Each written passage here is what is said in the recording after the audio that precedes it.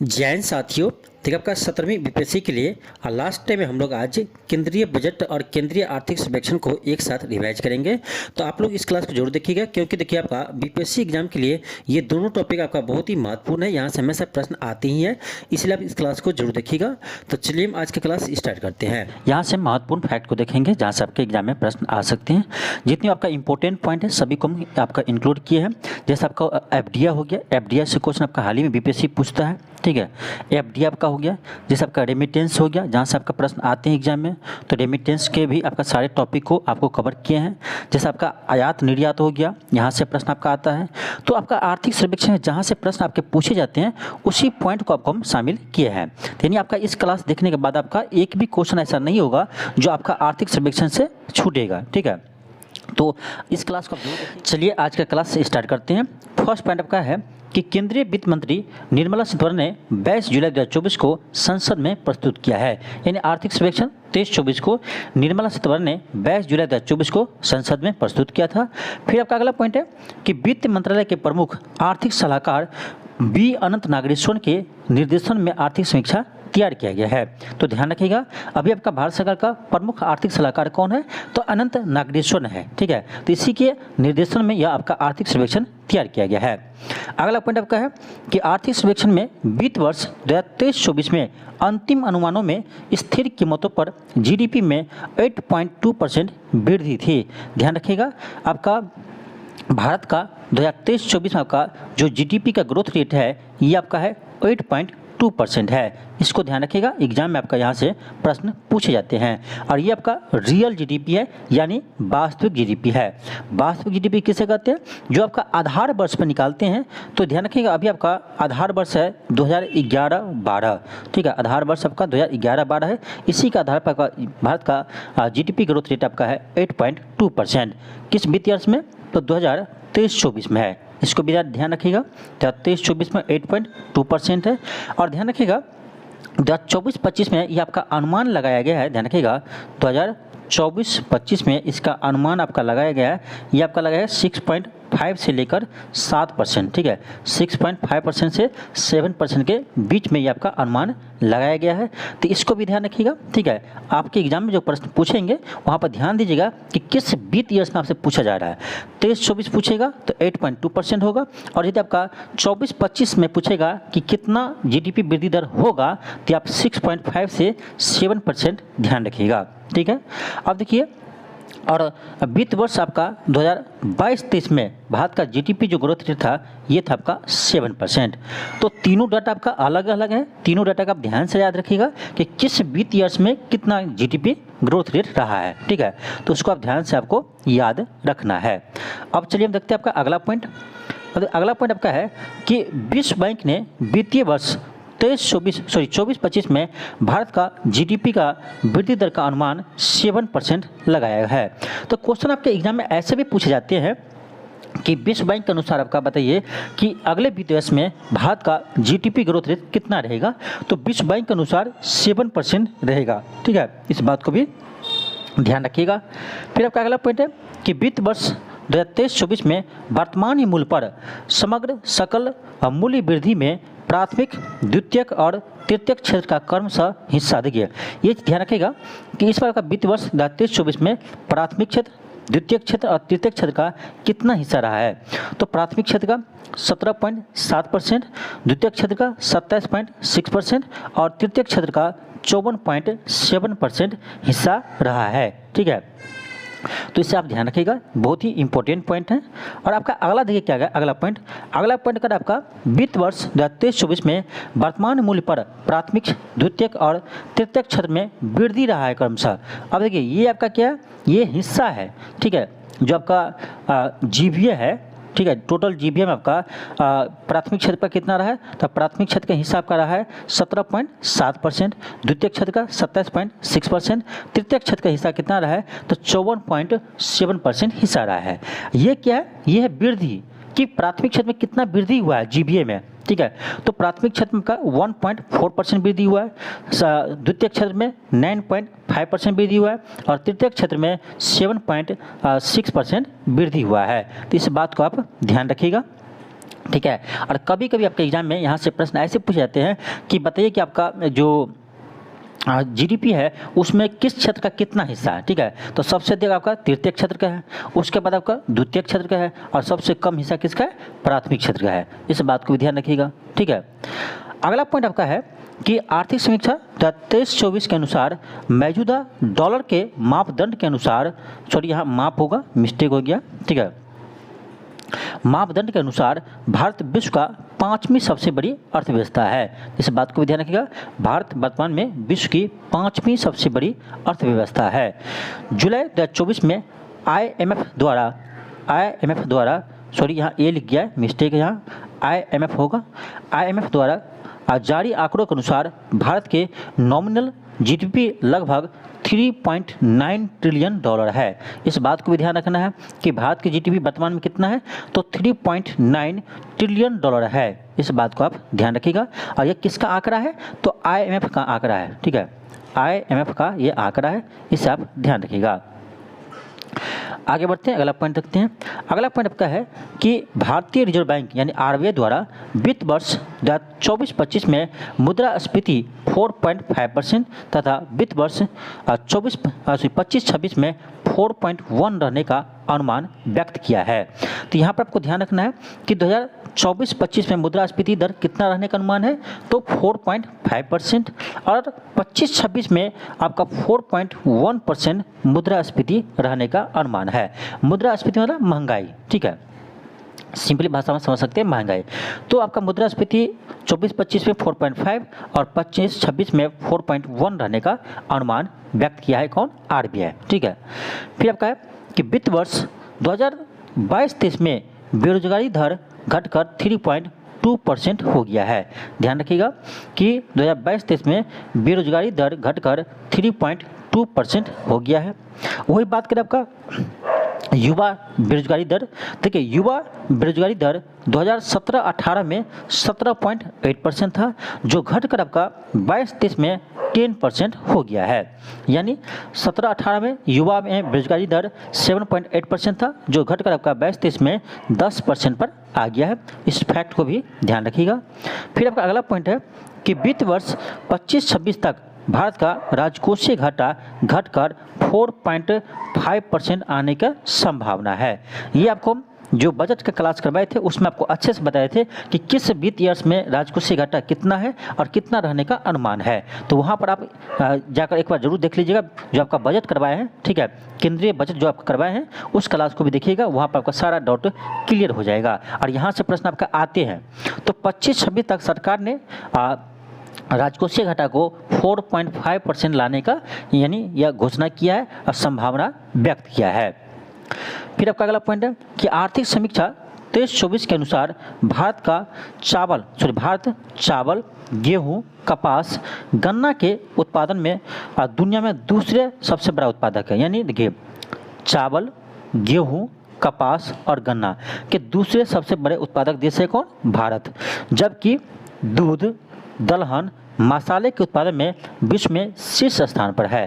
तो इस बात को भी ध्यान रखिएगा कि भारत आपका चावल, गेहूं, कपास, गन्ना के उत्पादन में विश्व में दूसरे स्थान पर है। जबकि बात करें दूध, दलहन, मसाले, तो इस तीनों के उत्पादन में प्रथम स्थान पर भारत है। अगला पॉइंट देखते हैं। अगला पॉइंट आपका है कि आर्थिक समीक्षा के अनुसार 23-24 में कुल खाद्यान्न उत्पादन आपका हुआ 328.9 मिलियन टन हुआ है। इस बात को भी ध्यान रख सकते हैं। अगला पॉइंट आपका है कि 23-24 के आर्थिक समीक्षा के अनुसार 2022-23 में भारत में 17.54 मिलियन टन का रिकॉर्ड मछली उत्पादन हुआ है, जो विश्व के उत्पादन का 8% है। यानी विश्व के कुल मछली उत्पादन का 8% सिर्फ भारत में हुआ है। और कितना हुआ है, तो 17.54 मिलियन टन। ठीक है, और ऐसे प्रश्न आपका बीपीएससी एक बार पूछा था। ठीक है, डाटा आपका एग्जाम में पूछा था एक बार, तो आ सकता है आपका बीपीएससी एग्जाम में। फिर आपका अगला पॉइंट है कि भारत विश्व में चीन, इंडोनेशिया के बाद तीसरी सबसे बड़ी मछली उत्पादक देश है। यानी भारत जो है वो विश्व में आपका मछली उत्पादन में विश्व में तीसरे स्थान पर है। पहला स्थान पर कौन है, चीन है, दूसरा स्थान पर कौन है, इंडोनेशिया है, उसके बाद आपका तीसरा स्थान पर मछली उत्पादन में भारत है। फिर आपका अगला क्वेश्चन है कि आर्थिक समीक्षा 23-24 के अनुसार विश्व में चीन के बाद भारत सीमेंट का दूसरा सबसे बड़ा उत्पादक देश है। यानी सीमेंट में भारत दूसरा सबसे बड़ा उत्पादक देश है, तो प्रथम पर कौन है, तो ये चीन है। ठीक है, अगला पॉइंट आपका है कि वर्तमान में भारत विश्व का दूसरा सबसे बड़ा कपड़ा उत्पादक और 5वां निर्यातक देश है। इस बात को भी ध्यान रखिएगा, कपड़ा के उत्पादन में दूसरा स्थान पर भारत है और निर्यात करने में 5वां स्थान पर भारत है। निर्यात मतलब सिंपली समझिए कि कोई वस्तु को भारत दूसरे देश में बेच रहा है, उसको निर्यात कहते हैं। ठीक है, तो निर्यात करने में 5वां स्थान पर है और उत्पादन करने में दूसरा स्थान पर है। ठीक है, इसे आप ध्यान रखिएगा। अगला पॉइंट आपका है कि आर्थिक समीक्षा 23-24 में कृषि क्षेत्र की चर्चा करते हुए कहा गया है कि यह देश के 42.3% आबादी की आजीविका का स्रोत है। ये आपका इंपॉर्टेंट पॉइंट है, ध्यान रखिएगा। यहाँ से प्रश्न बन सकता है और पूछा भी है बीपीएससी ने। ठीक है, कि अभी आपका वर्तमान में भारत के कितने % आबादी कृषि पर निर्भर है, तो 42.3% आबादी अभी भी भारत में कृषि पर निर्भर है। ठीक है, 42.3% आबादी अभी भी कृषि पर निर्भर है, इसे आप ध्यान रखिएगा। अगला पॉइंट आपका है कि आर्थिक समीक्षा 23-24 के अनुसार पिछले वर्ष की तुलना में 11.7% की वृद्धि के साथ वित्तीय वर्ष 23-24 में सकल जीएसटी संग्रह 20.18 लाख करोड़ रुपया हुआ है। यानी इस बार आपका जो जीएसटी का संग्रह हुआ है, ये आपका रिकॉर्ड स्तर पर 20.18 लाख करोड़ इतना रुपया इस बार जीएसटी से संग्रह हुआ है, इसे आप ध्यान रखिएगा। यानी जीएसटी से इकट्ठा हुआ है। ठीक है, इसे आप ध्यान रखिएगा। अब हम चलिए देखते हैं कि भारत के वैश्विक व्यापार यानी कितना निर्यात किया है, कितना आयात किया है, इस बात को हम देखते हैं। विश्व के कुल वस्तुगत निर्यात में भारत की हिस्सा वर्ष 2020 में 1.6% थी, जो 2021 में बढ़कर 1.8% हुआ और 2022 में भी आपका 1.8% हुआ। ठीक है, यानी इस चीज़ का आपको ध्यान रखना है कि वस्तुगत निर्यात में भारत की हिस्सेदारी आपका जो 2020 में 1.6% थी, वो आपका 2022 में 1.8% हो गया है। सेवा में बात करें तो सेवा के निर्यात में 2020 में 4.1% थी, जो आपका 2022 में 4.4% हो गई है।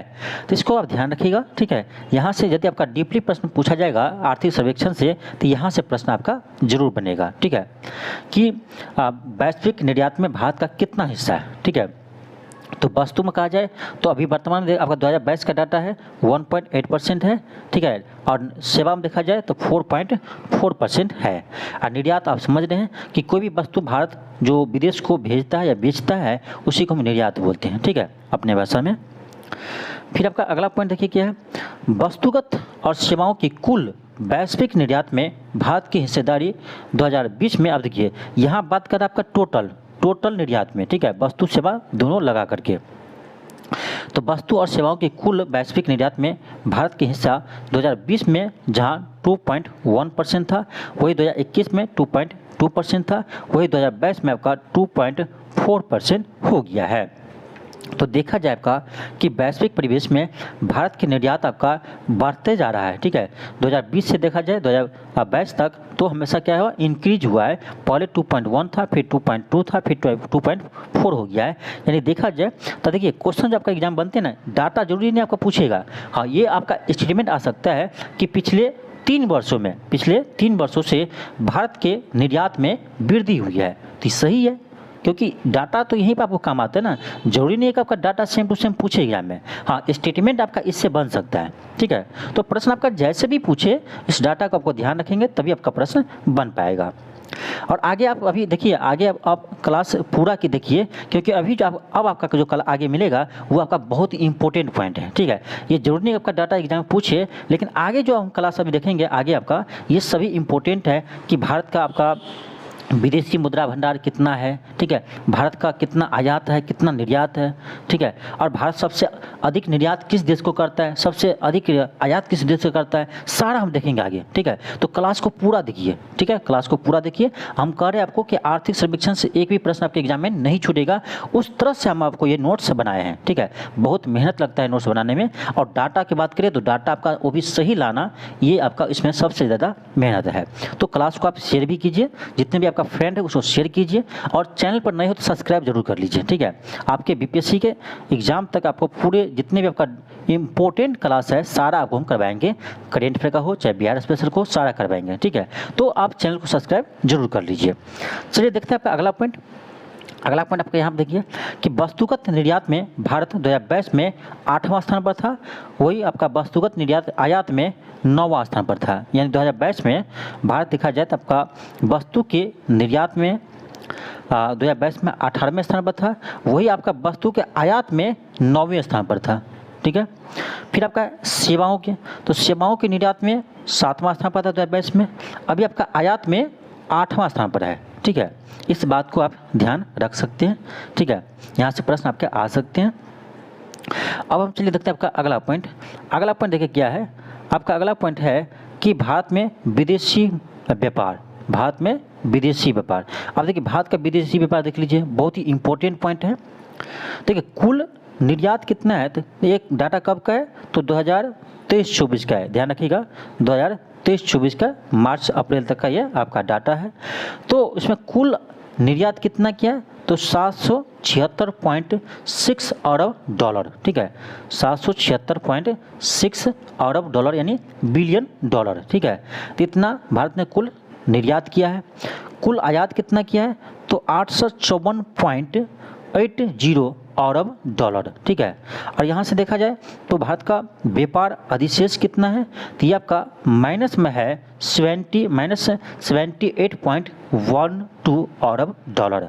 अब देखिए यहाँ से प्रश्न कैसे पूछता है आपका एग्जाम में, आपको याद होगा तो आप जाकर देख सकते हैं कि आप 68वीं बीपीएससी का जाकर पेपर देखिए, ठीक है, 68वीं बीपीएससी का क्वेश्चन पेपर देखिए। आपका एक प्रश्न पूछा गया था कि वर्तमान में आपका भारत का व्यापार अधिशेष कितना है, ठीक है, और ऐसा ही प्रश्न आपका पूछा गया है, और इसीलिए आपको हम ये यहाँ पर डाटा को लेकर आए हैं, क्योंकि ये भी आपसे पूछा जा सकता है कि वर्तमान आपका भारत का 2023-24 के अनुसार व्यापार अधिशेष कितना है। तो देखिए व्यापार अधिशेष क्या होता है, तो जब भी आपका क्या व्यापार अधिशेष, तो निर्यात में से आप आयात को माइनस कीजिएगा, ठीक है, निर्यात में से क्या कीजिएगा, आयात को माइनस कीजिएगा। तो यहाँ पर निर्यात कितना किया भारत, 776.68 अरब डॉलर किया है, और आपका आयात कितना किया है, तो 854.8 अरब डॉलर किया है। इसको माइनस कीजिएगा तो आपका आएगा -78.12 आएगा, ठीक है। तो ये अभी आपका वर्तमान में भारत का व्यापार अधिशेष है 78.12 अरब डॉलर, ये आपका हुआ व्यापार अधिशेष। वहीं पर आपका व्यापार अधिशेष न पूछ करके आपसे पूछे कि भारत का व्यापार घाटा कितना है, देखिए शब्दों पर ध्यान दीजिए, व्यापार घाटा कितना है, तो देखिए ये आपका माइनस में है व्यापार, ठीक है, आपका अधिशेष जो है वो माइनस में है। इसका मतलब क्या है, हम मेरा व्यापार घाटा में है, माइनस में है, इसका मतलब क्या हुआ कि भारत का व्यापार क्या है, घाटा में है। तो घाटा, जब भी आपका व्यापार घाटा आ गए तो इसका फॉर्मूला आपका हो जाता है कि टोटल आयात में से आप निर्यात को माइनस कीजिए, ठीक है, आयात में से आप निर्यात को माइनस कीजिए, ठीक है। तो यहाँ पर आप माइनस कीजिएगा, आयात में से निर्यात को घटाइएगा, तो ये आपका प्लस में आएगा 78.12 अरब डॉलर, ये आपका प्लस में आएगा क्योंकि ये व्यापार घाटा है, ठीक है। तो ध्यान से एग्जाम में पढ़िएगा कि व्यापार घाटा आपसे पूछा जा रहा है कि व्यापार अधिशेष पूछा जा रहा है। यदि आपका व्यापार अधिशेष पूछेगा तो आपका ये माइनस में होगा, और व्यापार घाटा पूछेगा तो वही आपका प्लस में होगा, ठीक है। तो इस बात को आप एग्जाम में ध्यान रखिएगा कि आपसे क्या पूछा जा रहा है, और यहाँ से प्रश्न आपका आने का बहुत चांस है, मुझे जो लगता है, ठीक है।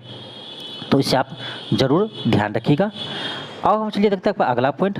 अब यहाँ पर देखिए, यहाँ पर पॉइंट ये आपका है कि 2023-24 में भारत द्वारा सर्वाधिक निर्यात किए जाने वाले महाद्वीप, यानी किस महादेश से को सबसे अधिक निर्यात किया है भारत, ठीक है। तो पहले देखिए भारत आपका सबसे अधिक एशिया को निर्यात करता है, उसके बाद आपका अमेरिका, फिर उसके बाद यूरोप, उसके बाद आपका अफ्रीका, ठीक है। तो इस क्रम को आप ध्यान रखिए। यदि डिटेल्स में आपका प्रश्न आएगा, डीपली प्रश्न यदि आपका एग्जाम आ गया तो यहाँ से प्रश्न आपका जरूर आएगा, ठीक है। इसीलिए आपको हम सभी पॉइंट को हम आपको इसमें शामिल किए हैं, एक भी पॉइंट आपको ऐसे नहीं छोड़े हैं कि जहाँ से आपका प्रश्न नहीं आएगा, ठीक है। सारा प्रश्न को हम सारे आपका पॉइंट को इंक्लूड किए हैं, ठीक है। इसलिए आप क्लास को जरूर देखिए। तो ये आपका हो गया कि भारत सबसे सर्वाधिक निर्यात किस महादेश को करता है, तो सबसे अधिक एशिया, उसके बाद अमेरिका, उसके बाद यूरोप, उसके बाद आपका अफ्रीका, ठीक है। ये तो आपका हो गया महादेश में। उसके बाद देखिए आपका फिर क्या है कि भारत द्वारा 2023-24 में भारत द्वारा सर्वाधिक निर्यात किए जाने वाले देश, निर्यात किए जाने वाले देश किस देश को सबसे अधिक निर्यात करता है, तो इसका भी क्रम ध्यान रखिए। सबसे अधिक निर्यात आपका किया है यूएसए, उसके बाद यानी अमेरिका, उसके बाद आपका यूएई, उसके बाद नीदरलैंड, फिर चीन, फिर आपका सिंगापुर, ठीक है। तो इस दोनों पॉइंट को आप एक बार ध्यान रख लीजिए। निर्यात मतलब क्या होता है कि भारत अपना सामान क्या करता है, दूसरे देश को बेचता है, ठीक है। तो जब अपना भारत से दूसरे सामान दूसरे देश जाता है उसको क्या बोलते हैं, निर्यात बोलते हैं, ठीक है। और निर्यात करना भारत के लिए क्या है, लाभदायक है। निर्यात करेंगे जितना उतना क्या होगा, मुझे डॉलर मिलेगा। देखिए कोई भी वस्तु अपना भारत को जो है वो विदेश में बेचेंगे तो वहाँ पर कोई जो खरीदेगा तो उसमें क्या होता है, डॉलर प्राप्त होता है, ठीक है, ठीक है। तो भारत का आपका सबसे अधिक निर्यात किसको करता है, अमेरिका करता है। अब समझिए सबसे अधिक निर्यात करता है अमेरिका को, उसके बाद यूएई को, उसके बाद नीदरलैंड को, उसके बाद चीन को, उसके बाद आपको सिंगापुर को, ठीक है। तो इस क्रम को आप ध्यान रखिए। फिर आप देखिए आपका क्या है, अब आपका 2023-24 में भारत में सर्वाधिक आयात करने वाला महाद्वीप, यानी किस महाद्वीप से भारत सबसे अधिक आयात किया है, ठीक है।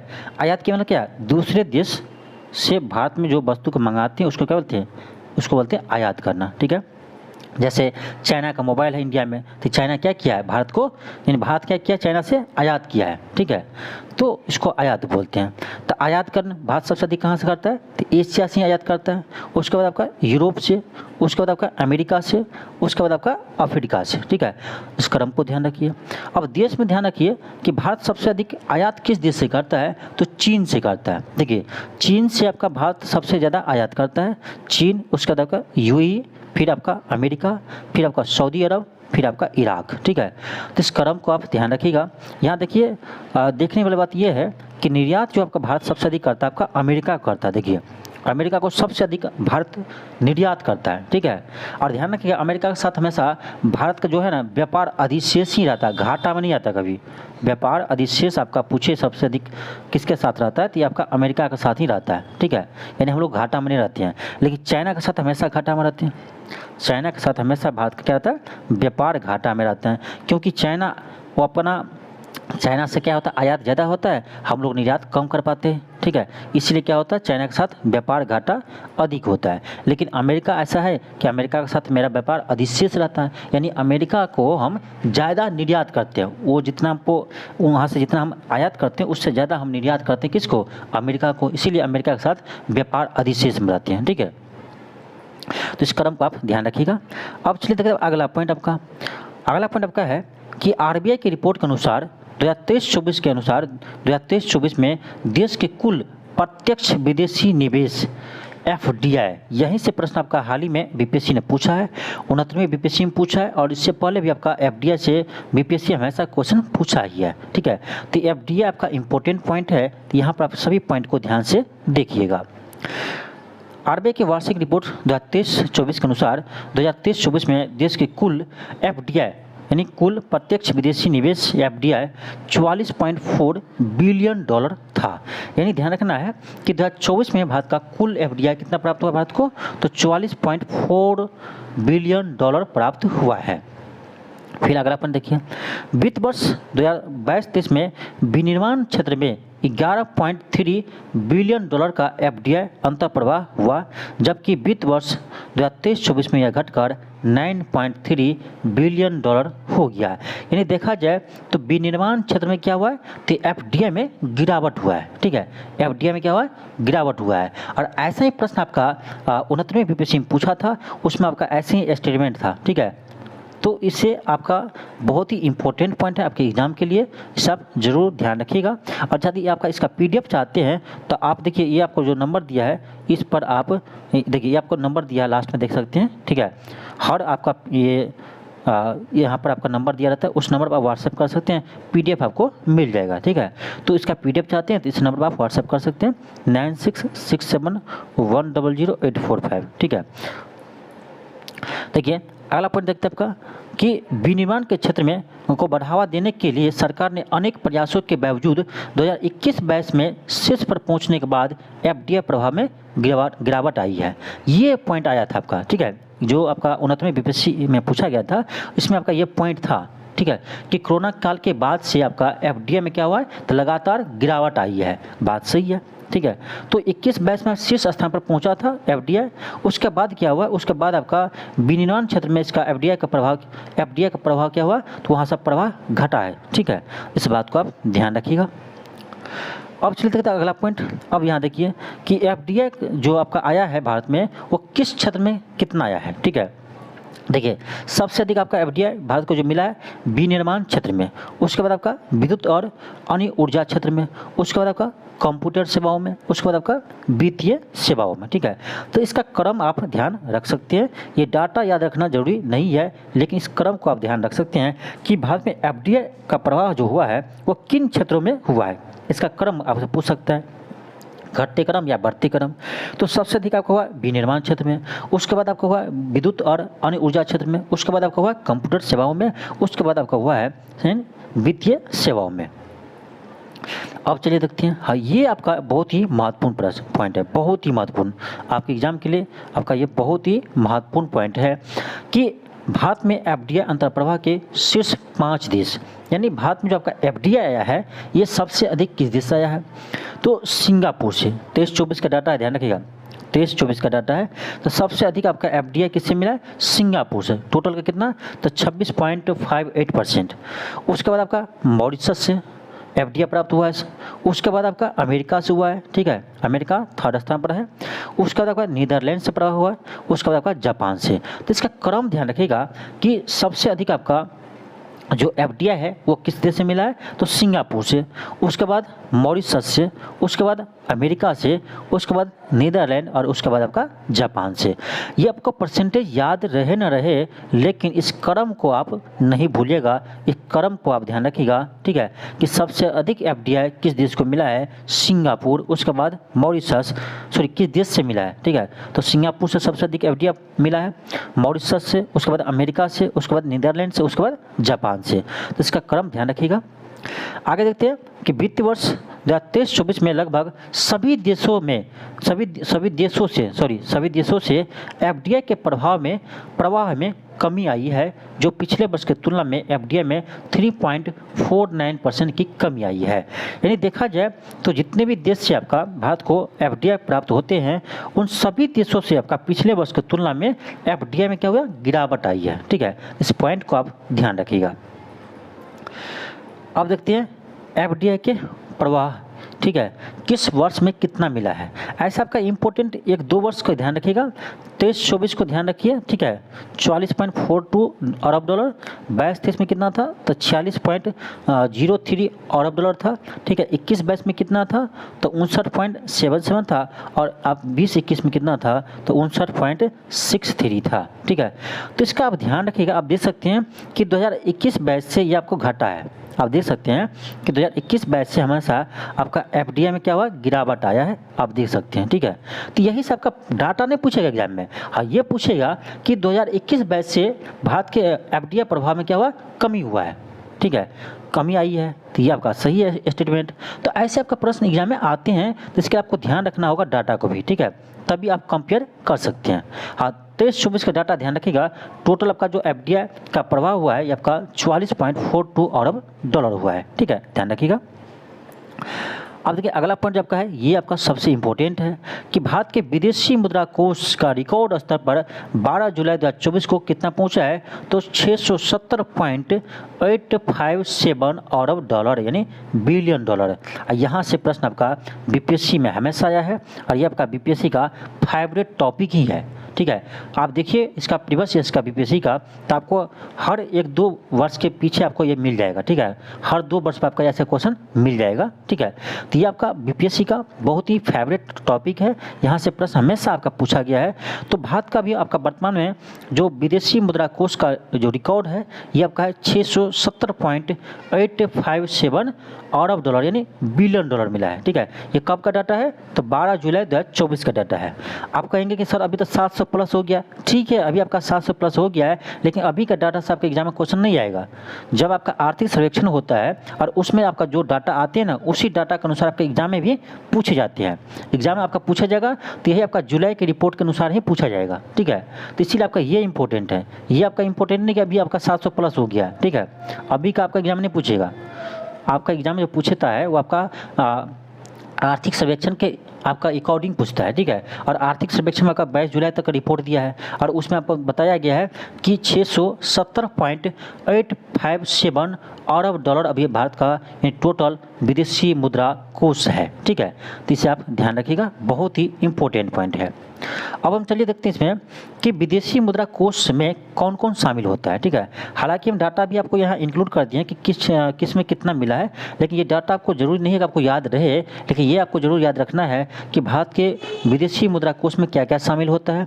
तब पहला आपका है विदेशी मुद्रा यहाँ पर मिस्टेक है, विदेशी मुद्रा संपत्तियाँ परिसंपत्तियाँ होगा, ठीक है, यहाँ थोड़ा सा मिस्टेक कर दिया है।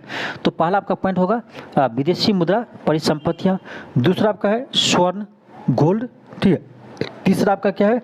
तो विदेशी आहरण अधिकार है, एसडीआर उसको बोलते हैं शॉर्ट में, ठीक है। तो तीसरा आपका एसडीआर है। चौथा में क्या शामिल होता है? तो मुद्रा कोष के पास रिजर्व, ठीक है।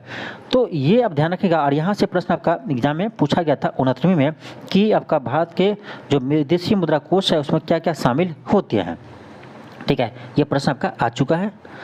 अगला पॉइंट आपका है कि आर्थिक समीक्षा 23-24 के अनुसार वर्ष 23-24 में विश्व में सबसे अधिक 120 बिलियन डॉलर रेमिटेंस प्राप्त हुआ है। ये आपका इम्पोर्टेंट पॉइंट है, ठीक है, ध्यान रखिएगा आपके एग्जाम के पॉइंट ऑफ व्यू से कि आपका 2023-24 में सबसे अधिक आपका जो रेमिटेंस है वो आपको भारत को मिला है। कितना मिला है? तो 120 बिलियन डॉलर मिला है, मिलियन नहीं बिलियन डॉलर, ठीक है, अरब डॉलर उसको बोलते हैं। तो इतना अरब डॉलर मिला है। अब देखिए रेमिटेंस क्या होता है, इसको हिंदी में बोलते हैं प्रेषण, ठीक है, लेकिन इंग्लिश ही ध्यान रखिए रेमिटेंस। रेमिटेंस किसको कहते हैं? तो ध्यान रखिए, देखिए भारत के जो नागरिक है, ध्यान रखिए जितने भी आपका भारत का नागरिक है, ठीक है, वो व्यक्ति विदेश जाकर, वो विदेश में कोई भी देश हो सकता है भारत छोड़ करके, चाहे आपका यूएई ले लीजिए या अमेरिका ले लीजिए या चाइना ले लीजिए, ठीक है। तो किसी देश जाकर वो व्यक्ति, भारत के नागरिक जो पैसा कमाते हैं और कमाने के बाद जो अपने देश को भेजते हैं, इसी पैसा को बोलते हैं रेमिटेंस, ठीक है। आई होप समझ गए होंगे। देखिए ऐसा आप समझिए कि कोई नागरिक भारत का है, ठीक है, भारत का है और यूएई में वो काम कर रहे हैं, ठीक है, यूएई में वो काम कर रहे हैं, ठीक है, और वहाँ से वो पैसा कमाता है, ठीक है। मान लीजिए वो वहाँ का डॉलर में बात करें, $100 मान लीजिए कमाता है, ठीक है, डॉलर में बात करते हैं, कमाता है। उसके बाद वो क्या करते हैं? भारत को ये पैसा भेजते हैं, ठीक है। अब जब भारत को भेजते हैं जो पैसा, और उसी को बोलते हैं रेमिटेंस, ठीक है, उसी को बोलते हैं रेमिटेंस। और आपको पता ही होगा कि कितने भारतीय आपका है जो विदेश में रहते हैं और पैसा कमा कर अपने घर भेजते हैं, ठीक है। तो ऐसा करने में भारत सबसे आगे है और ये 120 बिलियन डॉलर प्राप्त हुआ है इससे भारत को, ठीक है। और ये कब का डाटा है? तो ये आपका 2023-24 का डाटा है, ठीक है। ये आपका आर्थिक सर्वेक्षण 2023-24 के डाटा है, इसे आप ध्यान रखिएगा और इस क्रम को भी ध्यान रखिएगा। तो चलो भारत तो प्रथम स्थान पर है ही, ठीक है, 120 बिलियन डॉलर के साथ। उसके बाद सेकेंड स्थान पर कौन है? तो मेक्सिको है। थर्ड स्थान पर कौन है? तो चाइना है। फोर्थ पे कौन है? फिलीपींस है। और 5 पे कौन है? पाकिस्तान है। फिलीपींस है, फिलिस्तीन नहीं, ठीक है, ध्यान रखना। फिलीपींस और फिलिस्तीन में आसमान पाताल का अंतर है, ठीक है। तो भारत आपका सबसे अधिक भारत को रेमिटेंस प्राप्त हुआ है। उसके बाद आपका मेक्सिको को, उसके बाद आपका चाइना को, उसके बाद आपका फिलीपींस को, उसके बाद आपको पाकिस्तान को, ठीक है। अब देखो ना, भारत को 120 बिलियन डॉलर प्राप्त हुआ है और चाइना को कितना है? 50 बिलियन डॉलर। थर्ड पर तो है लेकिन 50 ही है, 50% भी नहीं है भारत का, ठीक है। तो जो भारतीय आपका देशभक्त होते हैं वो आपका दूसरे देश में नहीं मिलेगा, ठीक है। तो 120 बिलियन डॉलर भारत को रेमिटेंस प्राप्त हुआ है 2023-24 में, और ये अब तक का रिकॉर्ड है, ठीक है, ध्यान रखिएगा। और इसका क्रम भी ध्यान रखिएगा, यहाँ से प्रश्न आपके एग्जाम में आ सकते हैं, ठीक है। अगला पॉइंट देखिए आपका क्या है।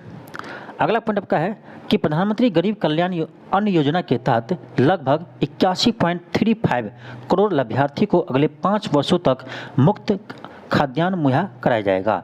यानी आपका जो खाद्यान्न है उसे आपका अगले 5 वर्ष तक कितने लोगों को, 81.35 करोड़ लोगों को ये मिलेगा, ठीक है। किस योजना के तहत? तो प्रधानमंत्री गरीब कल्याण अन्न योजना के तहत, ठीक है। फिर आपका अगला पॉइंट है कि एम्स देवघर में विगत वर्ष 10,000वां पीएम जन औषधि केंद्र का उद्घाटन किया गया है। यानी जो आपका एम्स देवघर है उसमें आपका पिछले साल 10,000वां प्रधानमंत्री जन औषधि केंद्र का उद्घाटन किया गया है। अगला पॉइंट देखिए, भारत की ऊर्जा ज़रूरत को देखकर 2027 तक 2 से 2.5 गुना बढ़ने का उम्मीद है। यानी आपका 2027 तक भारत का जो ऊर्जा खपत है वो आपको बढ़ने वाला है कितना, 2 से 2.5 गुना, ठीक है। फिर आपका अगला पॉइंट है कि 30 अप्रैल 2024 की स्थिति के अनुसार कुल 82.64 गीगावाट सौर ऊर्जा क्षमता की स्थापना हो चुका है। यानी अभी तक देखा जाए आपका तो भारत में आपका जो सौर ऊर्जा है इसका क्षमता कितना है, तो 82.64 गीगावाट, इतना अभी तक स्थापना हो चुका है। अगला पॉइंट देखिए, स्थापित बिजली उत्पादन क्षमता में गैर जीवाश्म स्रोतों की हिस्सेदारी, गैर जीवाश्म यानी इसमें आपका होगा क्या, पवन ऊर्जा होगा, सौर ऊर्जा होगा, ठीक है। तो इससे आपका 45.4% तक पहुंच गया। यानी टोटल बिजली के उत्पादन में अभी वर्तमान में आपका टोटल बिजली के उत्पादन में गैर जीवाश्म स्रोतों से आपका 45.4% यानी बिजली का उत्पादन होता है। तो कह सकते हैं इतना जो आपका ऊर्जा उत्पादन होता है ये आपका नवीकरणीय ऊर्जा है। क्या है? नवीकरणीय ऊर्जा है। तो नवीकरणीय ऊर्जा का हिस्सा अभी कितना हो गया है, 45.4% हो गया है। अगला पॉइंट देखते हैं आपका। अगला पॉइंट आपका है कि अप्रैल 2024 तक पीएम सूर्य घर योजना, अप्रैल 2024 तक पीएम सूर्य घर योजना के तहत रूफटॉप सोलर पैनल के माध्यम से 30 गीगावाट सौर क्षमता जोड़ी गई है। और एक चीज़ और ध्यान रखिएगा, NSO के रिपोर्ट के अनुसार स्थिर मूल्य पर भारत की प्रति व्यक्ति आय 2023-24 में 1,06,744 रुपया का अनुमान है। और वही बात करें आपका कि चालू वर्ष पर चालू मूल्य पर भारत की प्रति व्यक्ति आय 2023-24 में 1,84,205 रुपया रहने का अनुमान है। आप कहिए देखिए ये भी तो 23-24 का ही डाटा है और ये भी आपका 23-24 का ही डाटा है, तो फिर प्रति व्यक्ति आय में अंतर क्यों है? तो ध्यान रखिए यहाँ पर क्या कर रहा है, यहाँ पर क्या है, स्थिर मूल्य पर क्या कर रहा है, स्थिर मूल्य पर। स्थिर मूल्य का अर्थ होता है आधार वर्ष पर, ठीक है। और अभी आपका भारत का जो आपका राष्ट्रीय आय निकालने का आधार वर्ष जो है ये आपका 2011-12 है, ठीक है, 2011-12 है। तो 2011-12 के आधार बेस पर देखा जाए, आपका आधार वर्ष पर देखा जाए तो भारत का प्रति व्यक्ति आय कितना है, इसको बोलेंगे वास्तविक प्रति व्यक्ति आय। तो ये आपका है 1,06,744 रुपया। वही बात करें वर्तमान ईयर पर, चालू ईयर पर यानी वर्तमान ईयर पर 2023-24 के अनुसार, तो इसमें आपका है 1,84,205 रुपया, ठीक है, 1,84,205 रुपया ये आपका भारत की प्रति व्यक्ति आय है। तो सीधे आपको पूछे कि 2023-24 में भारत के प्रति व्यक्ति आय कितना है, तो ये आपको रियल वाला बताना है, ठीक है। सीधा पूछे, वहाँ पर आपसे न पूछे कि वास्तविक प्रति व्यक्ति आय या मौद्रिक प्रति व्यक्ति आय। मौद्रिक प्रति व्यक्ति आय उसको बोलते हैं चालू ईयर पर, जो आपका वर्तमान ईयर चल रहा था उस ईयर पर के आधार पर, ठीक है। तो आपसे हमेशा वास्तविक ईयर ही पूछा जाता है, वास्तविक प्रति व्यक्ति आय ही पूछा जाएगा, ठीक है। लेकिन ध्यान दोनों रखना आपको, हो सकता है यहाँ से प्रश्न आ जाए। तो ये था आपका केंद्र का यानी कह सकते हैं केंद्रीय आर्थिक सर्वेक्षण। अब ये क्लास देखिए और उसके बाद आप आर्थिक सर्वेक्षण का कोई भी प्रश्न बनाइए, आपको आसानी से बन जाएगा। देखिए आपका फर्स्ट पॉइंट आपका है कि 23 जुलाई 2024 को वित्त मंत्री निर्मला सीतारमण द्वारा लगातार 7वीं बार बजट पेश किया गया है। ध्यान रखिएगा, निर्मला सीतारमण ये लगातार 7वीं बार बजट पेश की है। अगला पॉइंट आपका है कि बजट का आकार, देखिए बजट का आकार आपका है 48,20,512 करोड़, 48,20,512 करोड़, और शॉर्ट में कहेंगे तो इसको कह सकते हैं 48.21 लाख करोड़। ठीक है, अब देखिए क्वेश्चन आपको यहाँ से बनेगा इस पॉइंट से कि इस बार बजट में 4 जातियाँ युवा, महिला, गरीब और किसान पर विशेष बल दिया गया। तो इस पॉइंट का आप ध्यान रखिए कि इस बार बजट में किस बिंदु पर ध्यान दिया गया है, तो आपका युवा, महिला, गरीब, किसान पर विशेष बल दिया गया है।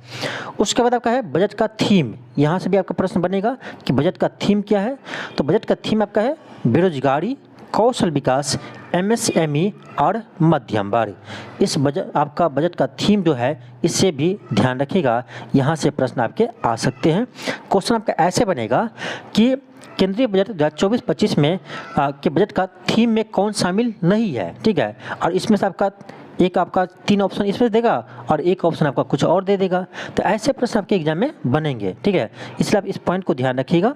फिर आपका अगला पॉइंट है कि विकसित भारत का लक्ष्य प्राप्त करने के लिए वित्त वर्ष 2024-25 के बजट के प्रावधान को 9 प्राथमिकता में बल दिया गया है। अब देखिए ये पॉइंट आपका महत्वपूर्ण है। ठीक है, कि विकसित भारत का लक्ष्य प्राप्त करने के लिए वित्तीय वर्ष 2024-25 के बजट के प्रावधानों में 9 प्राथमिकताओं पर बल दिया गया है। क्वेश्चन यहाँ से भी बन सकता है कि कितने प्राथमिकता पर बल दिया, तो 9 प्राथमिकताओं पर बल दिया है।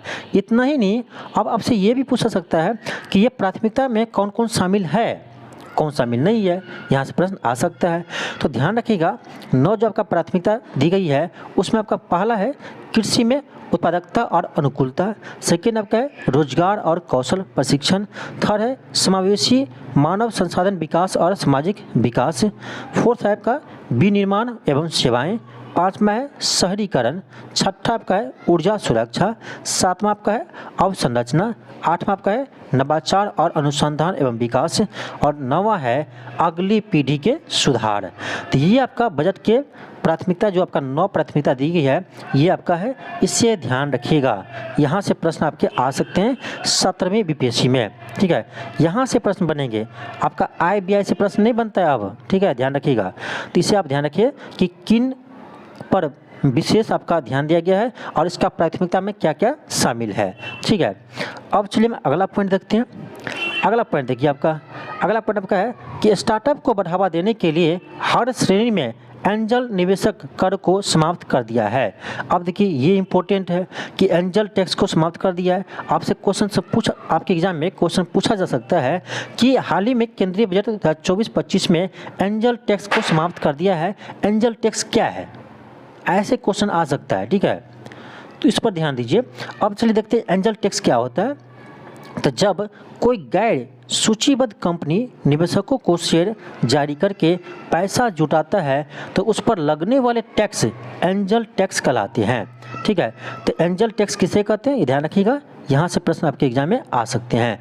तो जब कोई गैर सूचीबद्ध कंपनी निवेशकों को शेयर जारी करके पैसा जुटाता है तो उस पर लगने वाले टैक्स को एंजल टैक्स कहते हैं। अब इस टैक्स को इस बजट में समाप्त कर दिया है। ठीक है, और ध्यान रखिएगा एंजल टैक्स 2012 में लाया गया था। इससे भी ध्यान रखना आपको कि एंजल टैक्स 2012 में लाया गया था। ठीक है, और जो आपका 2024 के बजट में इसे समाप्त कर दिया है। ठीक है, अब देखिए अगला पॉइंट आपका है ये आपका बिहार से संबंधित है, इसलिए महत्वपूर्ण है। अगला पॉइंट देखिए कि बिहार, झारखंड, पश्चिम बंगाल, उड़ीसा और आंध्र प्रदेश को शामिल करते हुए पूर्वी क्षेत्रों में चौमुखी विकास के लिए पूर्वोदय नामक योजना बनाई जाएगी। अब देखिए यहाँ से प्रश्न कैसे बनेगा, प्रश्न बनेगा कि हाल ही के केंद्रीय बजट 2024-25 में पूर्वोदय योजना की घोषणा की गई है। इनमें किन राज्यों को शामिल नहीं किया गया या किन राज्यों को शामिल किया गया है, ऐसे प्रश्न आपके बन सकता है। तो ये आपका इम्पोर्टेंट है। ठीक है, कहाँ से प्रश्न बनेगा ये भी आपको बता देते हैं, इसे आपको ज़रूर ध्यान रखना है। तो देखिए जो पूर्वोदय योजना शुरू किया जाएगा उसमें आपका ये आपका बिहार, झारखंड, पश्चिम बंगाल, उड़ीसा, आंध्र प्रदेश को शामिल किया गया है। यानी बिहार, झारखंड, पश्चिम बंगाल, उड़ीसा, आंध्र प्रदेश के विकास के लिए पूर्वोदय योजना नामक एक योजना शुरू किया जाएगा। इसे आप ध्यान रखिएगा। कौन कौन राज्य शामिल है, यहाँ से प्रश्न आपके आएंगे। फिर आपका अगला पॉइंट है कि आंध्र प्रदेश की राजधानी को विकास के लिए 15,000 करोड़ रुपया उपलब्ध कराया जाएगा, यानी आंध्र प्रदेश को विशेष पैकेज के रूप में 15,000 करोड़ रुपया दिया है। फिर आपका अगला पॉइंट है कि बिहार में बुनियादी अवसंरचना को विकास के लिए, अब देखिए ये इंपॉर्टेंट है आपका बीपीएससी एग्जाम के लिए, कि बिहार में बुनियादी अवसंरचना को विकास के लिए 26,000 करोड़ रुपए की लागत से पटना टू पूर्णिया, बक्सर टू भागलपुर तथा बोध गया टू दरभंगा एक्सप्रेसवे तथा विभिन्न सड़क परियोजनाओं बनाया जाएगा। इम्पोर्टेंट है कि आपका इसमें बिहार में 3 एक्सप्रेसवे बनाया जाएगा, ध्यान रखिएगा 3 एक्सप्रेसवे बनाया जाएगा। ये कौन कौन सा है, तो पटना पूर्णिया, बक्सर भागलपुर और बोध गया दरभंगा, ये 3 एक्सप्रेसवे बनाया जाएगा, जिसके लिए 26,000 करोड़ रुपया का आवंटन किया गया है। तो ये आपका बहुत ही महत्वपूर्ण पॉइंट है, इसे आप ध्यान रखिएगा। अब चलिए देखते हैं अगला पॉइंट। अगला पॉइंट आपका है कि 21,400 करोड़ बिहार में विद्युत परियोजनाओं के लिए आवंटित किया गया है, यानी बिहार में विद्युत परियोजनाओं के लिए 21,400 करोड़ रुपए का आवंटन किया गया है। और इसमें जो आपका विद्युत परियोजना के तहत, ध्यान रखिएगा, इस विद्युत परियोजना के तहत बिहार के भागलपुर जिले के पीरपौंती में 2400 मेगावाट का ताप विद्युत केंद्र बनाया जाएगा। ये इम्पोर्टेंट है, ठीक है, ये इम्पोर्टेंट है, जहाँ से आपके एग्जाम में प्रश्न आ सकता है। तो आपसे प्रश्न ऐसे पूछा जा सकता है कि केंद्रीय बजट 2024-25 के तहत बिहार के किस जिले में ताप विद्युत केंद्र बनाया जाएगा। तो ध्यान रखिएगा, बिहार के भागलपुर जिले के पीरपौंती में 2400 मेगावाट का ताप विद्युत केंद्र स्थापित किया जाएगा और इसके लिए 21,400 करोड़ रुपया का आवंटन किया गया है। तो ये आपका बहुत ही महत्वपूर्ण पॉइंट है बीपीएससी के लिए, ध्यान रखिएगा। फिर अगला पॉइंट है कि गया के औद्योगिक केंद्र को विकास किया जाएगा, सॉरी गया नहीं होगा, गया के नहीं होगा, गया में होगा, गया के औद्योगिक केंद्र को विकास किया जाएगा, इसे आप ध्यान रखिएगा। अगला पॉइंट देखिए, अगला पॉइंट आपका है काशी विश्वनाथ मंदिर कॉरिडोर के मॉडल पर बिहार के विष्णुपद मंदिर और महाबोधि मंदिर में कॉरिडोर का विकास किया जाएगा। ये भी महत्वपूर्ण पॉइंट है, ध्यान रखिएगा। अगला पॉइंट आपका है कि राजगीर और नालंदा को धार्मिक पर्यटन स्थल के रूप में विकसित किया जाएगा। तो अभी आपको जितने भी हम पॉइंट बताए हैं बिहार के लिए, यहाँ से आपका यहाँ तक, ये सभी पॉइंट आपके एग्जाम के लिए बहुत ही महत्वपूर्ण है। इस पॉइंट को आपको ध्यान रखना है, ठीक है, क्योंकि इस पर जब आपका बजट पेश किया गया था उसमें आपको बिहार को विशेष ध्यान रखा गया था। आपको पता ही है जो सरकार अभी केंद्र में टिका है वो नीतीश जी के आशीर्वाद से टिका है, तो इसीलिए बिहार को विशेष पैकेज के तौर पर ये आपको दिया है, ठीक है, ध्यान रखिएगा। यहाँ से प्रश्न आपके एग्जाम में आ सकते हैं, ठीक है, इसीलिए महत्वपूर्ण है। ये सभी पॉइंट आपका यहाँ से जितने बिहार के लिए बताए हैं सारा महत्वपूर्ण है। अब चलिए देखिए अगला पॉइंट देखते हैं। पीएम सूर्य घर मुक्त बिजली योजना के तहत पीएम सूर्य घर मुक्त बिजली योजना के अंतर्गत 1 करोड़ घरों में प्रति माह 300 यूनिट तक बिजली प्राप्त करने के लिए रूफटॉप सोलर प्लांट लगाया जाएगा। ध्यान रखिएगा। अब देखिए ये जो योजना आपका जो है पीएम सूर्य घर मुक्त बिजली योजना, ये अभी चर्चा में है, यहाँ से प्रश्न आपके एग्जाम आ जाएगा, इस योजना के बारे में आपसे पूछ लिया जाएगा। तो देखिए इस योजना का आपका लक्ष्य है 1 करोड़ घरों में प्रति माह 300 यूनिट का बिजली मुक्त प्रदान किया जाएगा। उसके लिए आपका घरों पर सोलर पैनल लगाया जाएगा, ठीक है। अब चलिए आगे देखते हैं अगला पॉइंट क्या है। अगला पॉइंट आपका है कि किसानों के लिए कृषि की 32 और बागवानी की 109 उच्च पैदावार वाली जलवायु अनुकूल नई किस्म का बीज की विकास किया जाएगा। बिल्कुल सही है। सेकेंड आपका पॉइंट है कि पीएम आवास योजना शहरी 2.0, ध्यान रखिएगा, पीएम आवास योजना शहरी 2.0 के अंतर्गत 10 लाख करोड़ के निवेश करके 1 करोड़ शहरी गरीबों तथा मध्यम वर्ग के लिए आवास उपलब्ध कराया जाएगा। तो अब देखिए ये आपका चर्चा में बजट में चर्चा में आया है पीएम आवास योजना शहरी 2.0, तो आपको ये फर्ज बनता है कि पीएम आवास योजना को एक बार डिटेल्स में पढ़े, क्योंकि यहाँ से प्रश्न आपके एग्जाम में आ सकता है। आप 69वीं बीपीएससी के पेपर को जाकर उठाइए और देखिए कि बजट, केंद्रीय बजट से कौन सा प्रश्न पूछा है और क्यों पूछा है। ठीक है, 69वीं बीपीएससी के आप जाकर देखिए कि बजट से प्रश्न कहाँ से आया है। क्या IBI पूछा है? नहीं पूछा है। इसमें प्रावधान जो किया है बजट में, वहाँ से प्रश्न आया है। तो इसीलिए आपका इम्पोर्टेंट है कि जिस योजना का आपका बजट में चर्चा की जाती है उस योजना को आपको पढ़ना आपका फर्ज बनता है, क्योंकि वहाँ से ही प्रश्न आपका आएगा। ठीक है, कौन योजना पूछेगा, ये आपका जो बजट में आपका चर्चा होते हैं ना, वहाँ से आपका क्वेश्चन आने का चांस रहता है। जैसे देखिए आपका एक और योजना है, आपका आगे देखिए, ये तो हो गया आपका पीएम आवास योजना के तहत। अब सेकेंड देखिए, जनजातीय समुदाय के सामाजिक आर्थिक स्थिति को सुधारने के लिए प्रधानमंत्री जनजातीय उन्नत ग्राम अभियान शुरू किया जाएगा, जिसके तहत 6300 ग्रामों के 5 करोड़ लोगों को लाभ मिलेगा। तो आप देखिए यहाँ पर एक और योजना आपका बात कर रहा है, प्रधानमंत्री जनजातीय उन्नत ग्राम अभियान। आप देखिए ये आपको फर्ज बनता है कि इस अभियान को अलग से पढ़े, एक कौन सा अभियान है, इसका क्या कार्य है, तो उसको पढ़ना आपको अलग से है, क्योंकि आपके एग्जाम में यहाँ से आ सकते हैं। ठीक है, यहाँ हम आप पूरे डिटेल्स में नहीं बता सकते क्योंकि हम बजट पढ़ा रहे हैं, कोई योजना नहीं पढ़ा रहे हैं। होगा तो आपको योजना को, जो जितने भी आपका इंपॉर्टेंट योजना है उसको हम अलग क्लास में करवा दें। ठीक है, अगला पॉइंट देखिए, आंध्र प्रदेश में गोदावरी नदी पर स्थित बहुउद्देशीय पोल्लावरम सिंचाई योजना को अति शीघ्र पूरा किया जाएगा। अब देखिए ये आपका योजना जो है पोल्लावरम सिंचाई परियोजना, ये आपका चर्चा में आया है बजट में। तो आपसे एग्जाम में यहाँ से आपका ज्योग्राफी में प्रश्न बनेगा कि हाल ही में चर्चा में रहे पोल्लावरम सिंचाई परियोजना किस नदी पर स्थित है, तो गोदावरी नदी पर स्थित है। ठीक है तो क्वेश्चन ज्योग्राफी का, लेकिन ये क्वेश्चन आपका बजट का है।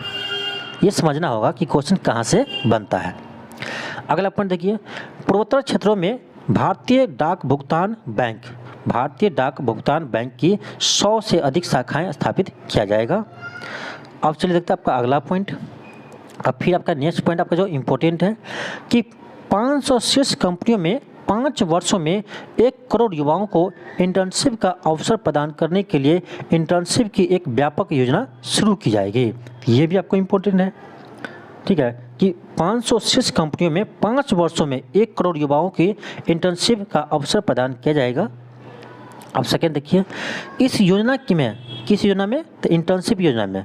इस योजना में प्रति माह 5000 का इंटर्नशिप भत्ता, यानी इस योजना के तहत 5000 रुपया प्रति माह इंटर्नशिप के रूप में मिलेगा, और 12 महीने की इंटर्नशिप पूरा होने पर 6000 की एक मुफ्त सहायता प्रदान की जाएगी। यानी इस इंटर्नशिप योजना के तहत आपका 5000 पर मंथ तो मिलेगा ही मिलेगा, और 12 महीने के आपका इंटर्नशिप पूरा होने पर 6000 की मुफ्त सहायता प्रदान की जाएगी। ध्यान रखिएगा। फिर आपका अगला पॉइंट है कि राष्ट्रीय औद्योगिक कॉरिडोर के विकास के लिए के तहत 12 औद्योगिक पार्कों की मंजूरी दी है। ये इम्पोर्टेंट है कि 12 औद्योगिक पार्कों की मंजूरी दी है, और जिसमें आपका बिहार की गया भी शामिल है। तो क्वेश्चन यहाँ से बन सकता है कि हाल ही के केंद्रीय बजट में 12 औद्योगिक पार्कों के विकास की मंजूरी दी है, उसमें बिहार के कौन सा शहर शामिल है, तो गया शामिल है। तो ऐसे प्रश्न आपको आ सकता है एग्जाम में, इसीलिए आप पॉइंट को ध्यान रखिए। अगला पॉइंट देखिए, माता पिता और अभिभावकों द्वारा अवयस्क बच्चों के लिए अंशदान हेतु NPS वात्सल्य योजना शुरू की जाएगी। अब देखिए, अब आपका एक और योजना का चर्चा हो गया, कौन सा, तो ये आपका NPS वात्सल्य योजना है, और ये आपका न्यू योजना है। तो ये आपको पढ़ना होगा, ठीक है, क्योंकि यहाँ से प्रश्न आपके एग्जाम में आ सकते हैं। तो ध्यान रखिएगा, जिस योजना का चर्चा आपके बजट में की जाती है, यही योजना से आपका प्रश्न एग्जाम में आते हैं। आप BPSC का क्वेश्चन बैंक जाकर देखिए, पूरे हम हल किए हैं। एक एक क्वेश्चन को देखिए कहाँ से प्रश्न आता है, बजट में किस टॉपिक से क्वेश्चन पूछता है, तो आपको यही मिलेगा कि जो योजना जिस साल बजट में चर्चा में रहती है वहीं से प्रश्न आपके एग्जाम में आते हैं। ठीक है, तो ये एक बार आप NPS वात्सल्य योजना को पढ़ लीजिएगा क्या है। अब देखिए अगला पॉइंट क्या आपका है, अगला पॉइंट आपका है NPS वात्सल्य योजना 18 सितंबर 2024 को निर्मला सीतारमण ने लॉन्च किया है। ये भी आपको बता दिया कि 18 सितंबर 2024 को निर्मला सीतारमण ने वात्सल्य योजना को लॉन्च किया है। फिर आपका अगला पॉइंट है कि कुल बजट। अब चलिए देखते हैं बजट में कि किस पर कितना खर्च किया गया है। देखिए बजट में कुल बजट कितना है, तो 48,20,512 करोड़ है। ठीक है, तो बजट का आकार ध्यान रखिएगा।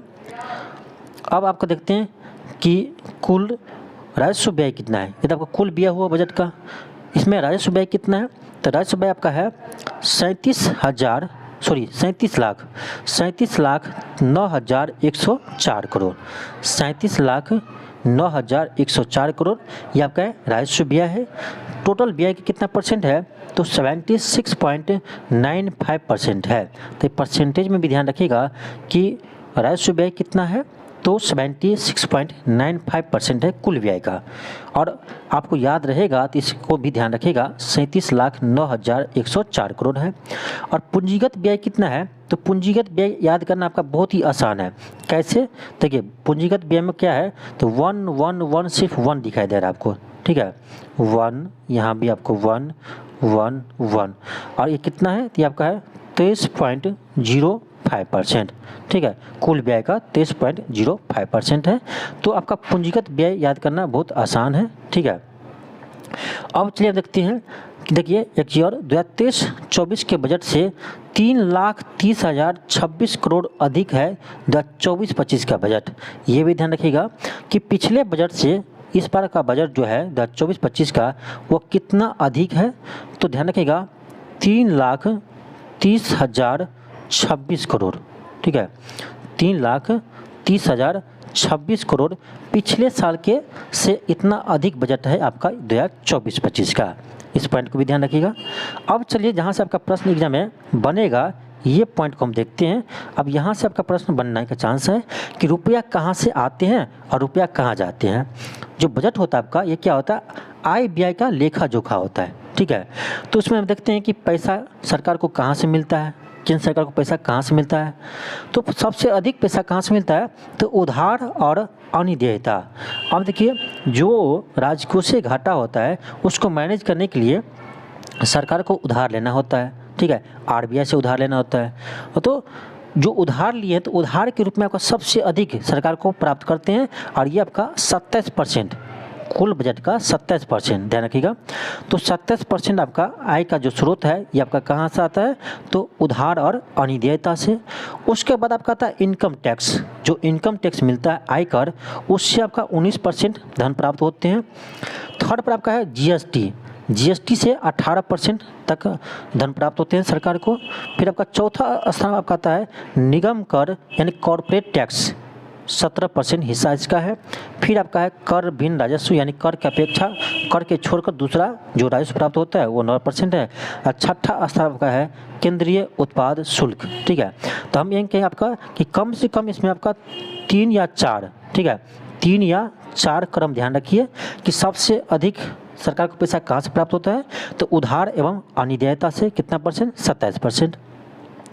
आयकर से इनकम टैक्स से, तो इनकम टैक्स आपका 19%, जीएसटी से 18%, निगम कर से तो 17%। तो ये क्रम आप ध्यान रखिएगा। ठीक है, सबसे अधिक योगदान किसका है, उसके बाद किसका है, उसके बाद किसका है, ये आपको क्रम में ही दिया गया है। ठीक है, इससे आप याद रखिएगा। अब हम चलिए देखते हैं, ये तो आपका हो गया कि रुपया कहाँ से आते हैं। अब देखते हैं रुपया कहाँ जाते हैं।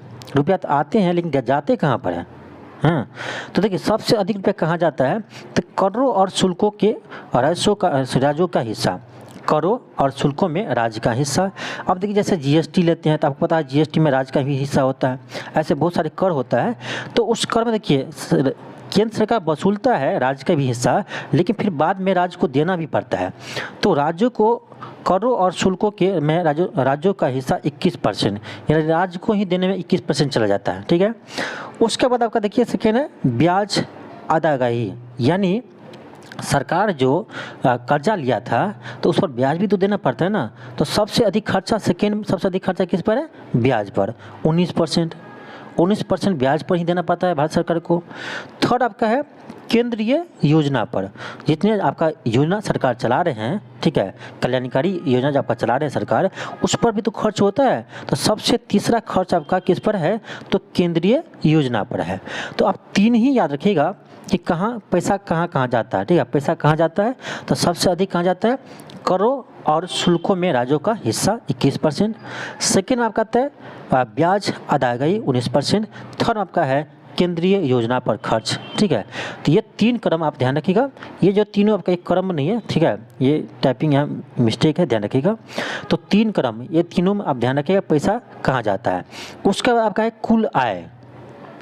कुल आय तो बजट का जो आकार है 48,20,512 करोड़। इसमें राजस्व प्राप्तियाँ कितना है, तो 31,29,200 करोड़। और पूंजीगत प्राप्तियाँ कितना है, तो 16,91,312 करोड़। हालांकि यहाँ से प्रश्न आपका नहीं आता, लेकिन फिर भी आप देख लीजिए, ठीक है। अब हम चलिए देखते हैं अगला पॉइंट। यहाँ से आपका महत्वपूर्ण पॉइंट है, जहाँ से आपका राजकोषीय घाटा से प्रश्न बनता है, हमेशा बीपीएससी एग्जाम में आते हैं। तो ये आपका अगला पॉइंट आपका महत्वपूर्ण है, इसे ध्यान रखिएगा। अब देखिए फर्स्ट पॉइंट आपका है यहाँ पर कि 2024-25 में राजस्व घाटा 5,80,201 करोड़ है का अनुमान है, जो जीडीपी का 1.8% है। ध्यान रखिएगा कि 2024-25 में राजस्व घाटा कितना है, 5,80,201 करोड़ है, जो जीडीपी का 1.8% है।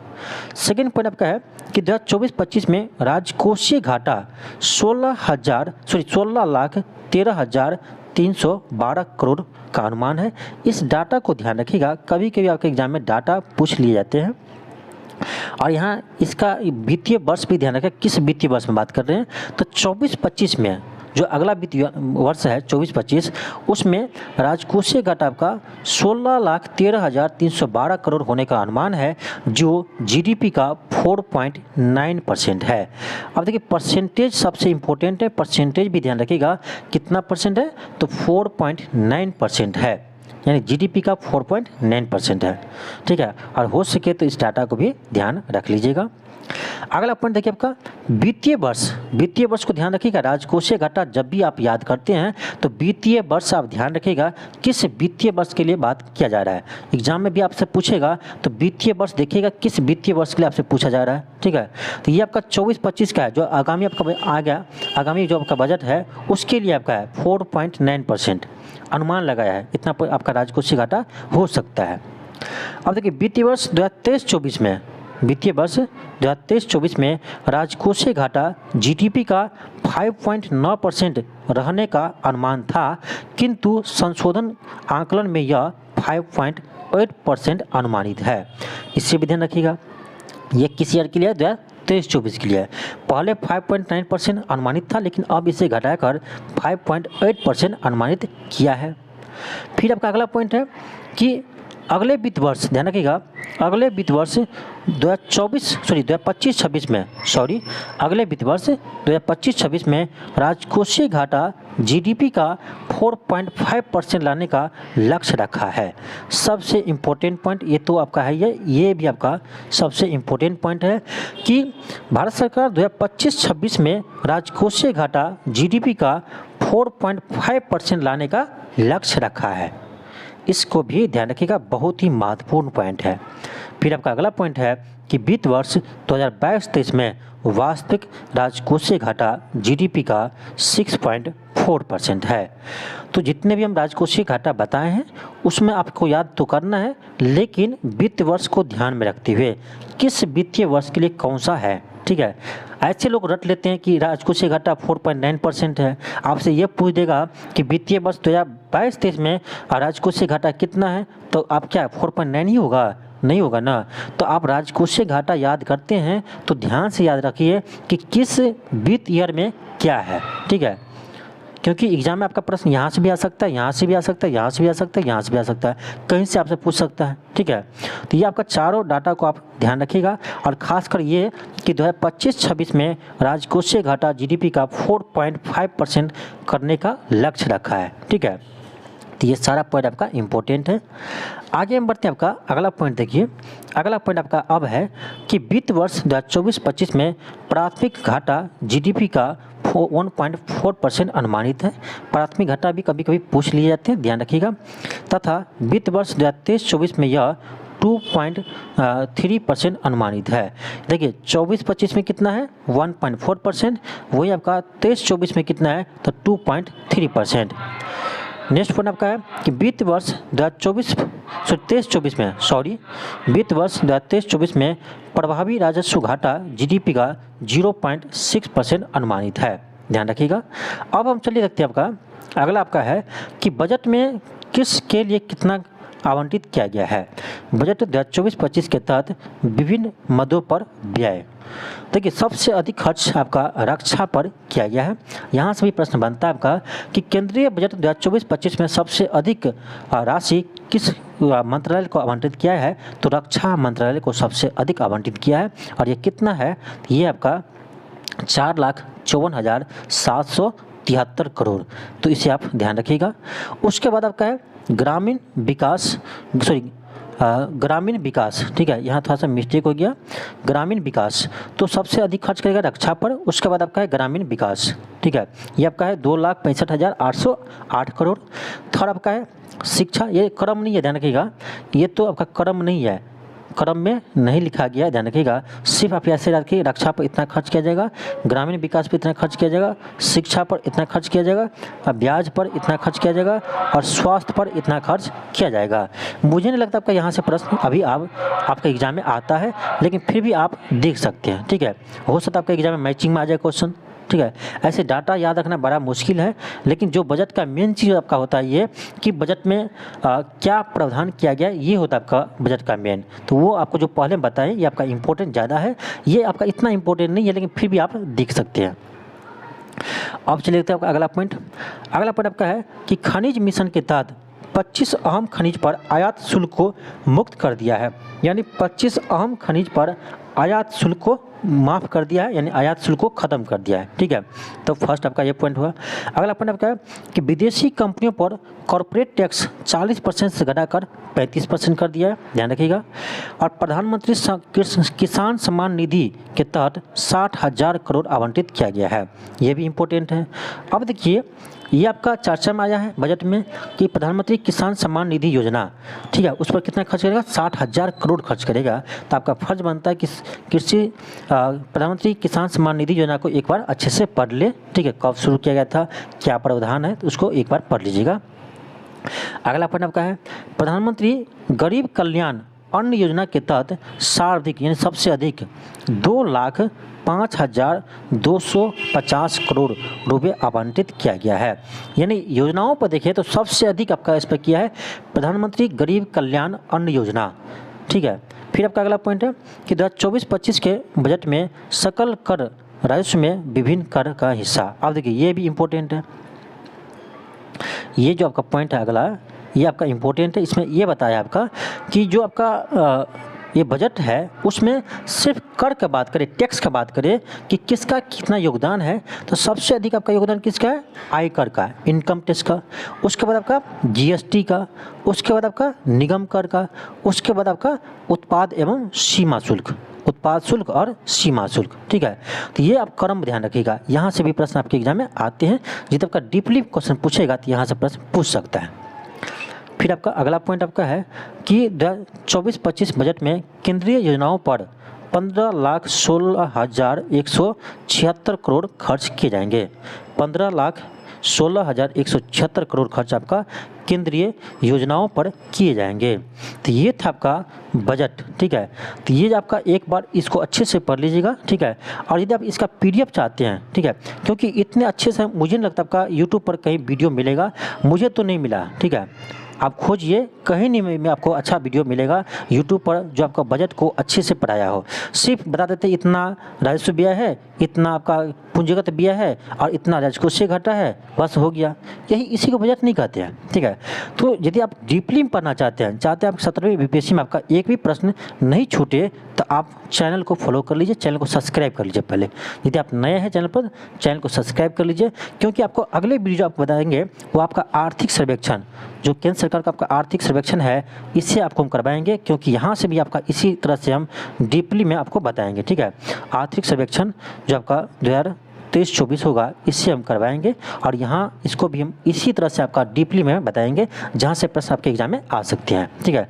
और यदि इसका PDF आप चाहते हैं तो PDF के लिए आपका ये मेरा व्हाट्सएप नंबर है, इस पर आप व्हाट्सएप कीजिए, ठीक है। PDF आपको मिल जाएगा, ठीक है। इस पर आप व्हाट्सएप कीजिए, PDF आपको मिल जाएगा। तो आपको देखिए डीपली में पढ़ना है तो इस चैनल को आपको फॉलो करना ही होगा, चाहे आपका बिहार स्पेशल हो, कोई भी विषय हो, ठीक है। तो चैनल को फॉलो आप सब्सक्राइब कर लीजिए और वीडियो को अधिक से अधिक शेयर कीजिए। चलिए मिलते हैं नेक्स्ट क्लास में, आज के लिए इतना ही। थैंक यू, धन्यवाद।